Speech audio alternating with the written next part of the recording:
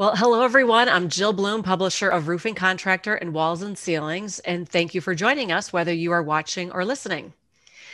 Learning how to run a better business is something that Trent Cotney, the CEO of Cotney Attorneys and Consultants, is very passionate about.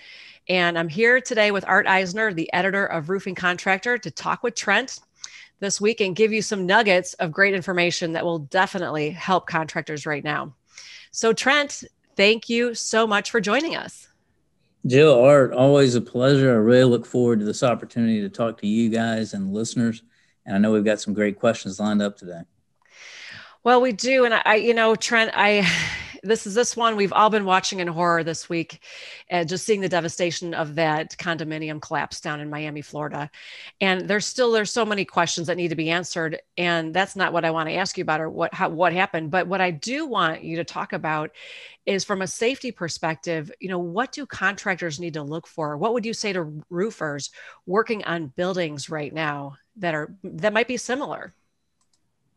So, Jill, first and foremost, our prayers go out to all the people that were affected by that Surfside tragedy. We obviously know a lot of people in South Florida. We work down there. We represent a lot of contractors in that area.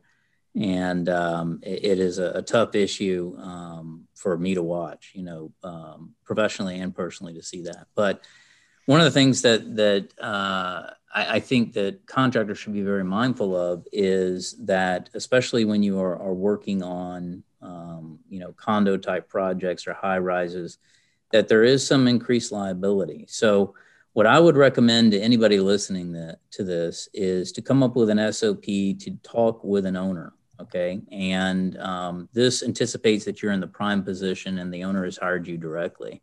And what I would do is I would ask them a series of questions, which includes things like, are you aware of any structural problems? Are you aware of any corrosion issues? Do you have any waterproofing issues? Things of that nature. And if things are identified on that and you want to do that in writing, okay, then you can adjust your safety plan based on that. But you can also potentially carve out a release in your contract documents that could protect you from some liability as it relates to this. Something else I want to mention to our listeners, Jill, is be very, very careful about any scope of work that includes waterproofing on a balcony or pool deck, okay? I have been involved in multi-million dollar litigation involving both of those items, okay? It is a very highly litigious area. It is very easy to potentially have issues there that may have nothing to do with your workmanship, but you end up getting dragged in. So if you do decide to work on those projects, I would highly recommend that there is a waterproofing consultant specific for that type of project, in addition to whatever architect that you've got there, that you can follow to the T, because it is a higher risk type level of work. Yeah, there's no doubt. And I know that every contractor is going to have a list of new questions that they will be asking just so they can keep everybody safe, because we all know that's what we are all about, is keeping people safe. Right. Anyway, but Art, on to you. Thanks, Jill. Trent, great advice. Also, making news in the last week, there's been some progress on Capitol Hill with the Biden administration's infrastructure plan. What's your take on that? Are you optimistic? So, it's interesting, Art. And, obviously we're involved on the national level. Craig Breyer does a great job for us and keeping us informed and making sure that we're meeting and talking to the right people. And I've been asking him constantly about this infrastructure bill because it is something that I think will impact the industry. And it's very interesting because of the material shortage issue and the skilled labor issue and everything else, how this infrastructure deal will play out. So the issue that I am seeing now and sort of what's been relayed to us is that there's a significant amount of sort of back and forth. And the problem with a lot of Biden's infrastructure bill as it was originally produced was he had this very broad definition of what infrastructure is, okay?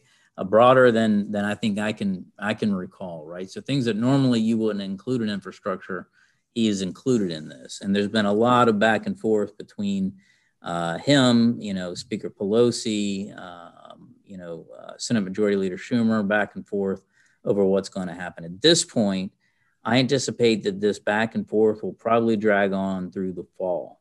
Okay. So I don't anticipate that there's going to be any quick resolution to this. I think it's still going to happen. I think it's desperately needed. But the problem is if I had to say it, I think the Biden administration sort of went for the moon and the stars, and they probably should have been a little bit more realistic in what they were presenting to help, the dialogue, which I think is kind of slowing things up. We mentioned some key factors specific to contractors that are important. Really, when it comes down to it, even if those funds are approved, can contractors really begin counting on those jobs, given the reality of the material shortage, and start making promises about being able to complete some of this work in that time frame? Art, I don't think so. I think if I'm a contractor right now, especially a roofing contractor, what I want to do is circle the wagons, dig those trenches, and work with the backlog that I've got, work with the customers that I've got, try to find the materials, try to maintain the labor force that I've got, do everything like that before I start really looking to expand. And the reason I say that is there's so much volatility and uncertainty out there. I believe, honestly, Jill and Art, that we have not seen the pinnacle of the material shortages issue. I don't think we will see it until, fall. So when I think we're going to see the real ramifications of it after the storms have started hitting. So my advice would be, I think it's going to be great. I think there will be some opportunity. I think that opportunity will play out for years. So it's nothing that you necessarily have to, you lose it if you don't get on it in the first month. But my advice to contractors is focus on keeping your crews busy now, focus on getting materials, do what you can to maintain where you're at, because it's going to be an interesting ride for the next few months. Sticking to workers, there was also some, at least a renewed effort, particularly by the NRCA with their action alert, letting contractors know about H-2B returning worker visas. What do contractors need to know? So this is really interesting, and it's got, like every act that's out there, it's got a flashy name. It's the H-2B Returning Worker Exception Act of 2021. What that is they're trying to get past sort of the onerous provisions within H-2B. And for our listeners, H-2B is a great way where you can potentially get workers to come in from other countries to assist you in roofing work. It's also used for farming and the restaurant industry and other areas. But the problem is it's usually capped based on how many people you can get in. Okay. And they've done some additions there. They recently added another 16,000 to it, but it's just so little that it doesn't really make an impact. The other problem with it is that it's so cumbersome an application process that it really requires stick-to-itness to even go through it. So what this act is designed to do is to help eliminate some of those limits, make it easier to apply. Obviously, we're supporting it, NRCA is supporting it. I think it's a great thing for the industry if it gets passed. Any projections on a timeline? Is this something that could provide some relief this year? So the bill was originally submitted in the House. It was House Bill 3897. And I know it's kind of working its way through the various committees and heading up the flagpole there. So if I had to guess, I would think we would hear something on this probably in the fall. I think there's going to be some additional wrangling. Could be sooner than that, but that's kind of my guess right now. Okay, so look forward to more coverage on that. We've also recently seen an uptick in OSHA enforcement. We talked about it in Kansas, Colorado, now New York. You did say this was coming. What's your message to contractors? And are there some other upcoming hotspots that are on your radar? Yeah, absolutely. So, we've been gearing up since last year when we knew the Biden administration was taking over. We knew there was going to be more inspections, more rulemaking. It will take time for, the rank and file to get the new marching orders. So we've been preparing for a while. And one of the things that we are seeing an uptick in is general duty, general safety type violations. There's a general duty clause within OSHA that is sort of a catch-all that says that you have to keep your employees away from recognized hazards, right? You got to keep them safe from those types of hazards. And we're definitely seeing in a lot of the citations that have been coming out recently, more and more general duty clause citations. Part of the reason is it's pretty easy to cite someone for a repeat violation of that same citation because it's such a big net, okay? We also saw a lot of COVID-19 violations fall within that general duty clause. So what's interesting is if I'm looking across the U.S., Kentucky had a huge influx of OSHA citations. I saw a stat recently, I think it said 45% increase in 2020. We are still continuing to see an uptick there.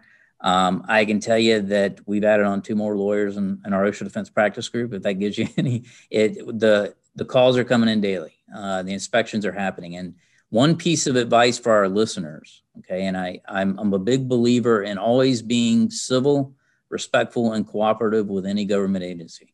But one thing that I would really advise is when OSHA comes out to your job site, you want to make sure that you have a conversation with them about why they're there, okay? And you want to, if you tell them, for example, that you haven't been on that site, you don't know what the safety looks like, okay? That's going to open them up to a much broader range of potential inspection, okay? If they're out there because they saw 4 people on a roof without fall protection on and you're familiar with the situation, then that kind of limits the scope. It puts them in a box, okay?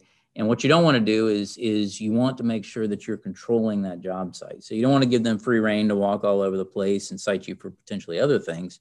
You want to have them focused on whatever that issue is. Now, obviously, if it's a fatality, they can do a wall-to-wall investigation. There's exceptions.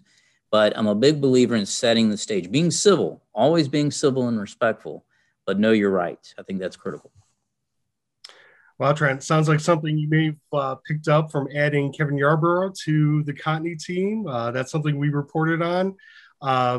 Tell us about that. And, I thought you guys already knew everything about OSHA. Kevin's a superstar, man. And I met Kevin a long, long time ago when we were on opposite sides of the table. So Kevin Yarborough was an assistant area director for OSHA. He worked for OSHA for 23 years. He's been in safety for 35 plus years. But best of success speaker. So he is well known in the industry. He and I always worked well together because he was truly concerned about safety and he recognized when there were valid points, right? And we worked very well with each other. There was a mutual respect there. He went out and started doing some consulting on his own for the last few years. And we had some conversations recently and said, this is a great opportunity. The time's right. Let's figure out a way where we can work together. So first thing I did is had him come in here. This is our training center here. I had him, come in and talk to all of our attorneys. Tell me what the real world looks like. What is OSHA thinking when I'm sitting across from their table, right? That is invaluable because, I've heard him speak probably half a dozen times now, maybe more. And every time I hear him talk, there's always a little nugget there about what's really going on in the process. That makes us better lawyers, right? Because we understand what they're thinking and how to move through that. And then also he's helping us provide safety, training and consulting for our clients as well. So blessing to have him on. He is a great guy. He really is. Besides being incredibly thorough and professional, he is just a great guy to have around. A great resource for the contractors you're working with, no doubt. Jill, I'm going to hand it back to you. Yeah, thank you, Art. And Trent, there is no doubt when I saw that Kevin Yarborough came on board with you guys, with Cottney Attorneys and Consultants, I did a happy dance because if anybody that's been to Best of Success and has heard him speak, I never thought I would be telling people wait till you hear Kevin speak. He's from OSHA and you're going to love him. And they're like, love him. How can I love anybody from OSHA?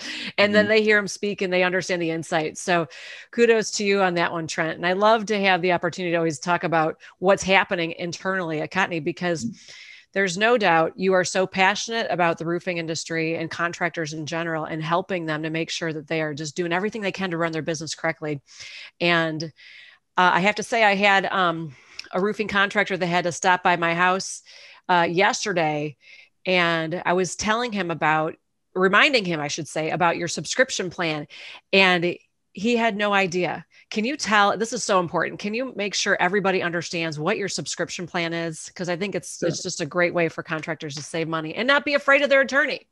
Yeah, that's right, Jill. And thank you for bringing that up. I worked at big firms for the majority of my career, for the first 15 years, and then set out to set this company up 10 years ago. And the reason I set it up was I wanted to change the dynamic between lawyers and contractors. It's like you said, everybody hates lawyers, right? And I didn't want to be that guy. I wanted people to call me whenever they had a question, and I wanted to be proactive rather than reactive. So the idea behind the subscription plan, it's a set price every single month. You get unlimited services depending on what SKU you're in. And on average, you save 53% off of billable hours, right? So you don't have to worry. Anybody in your office can call us at any time for any reason. Like your project manager's got a question, you don't have to run it up the flagpole, right? OSHA comes out to your superintendent on your job site. He didn't have to wait to get legal involved. He can call us directly and we can solve the problems before they happen.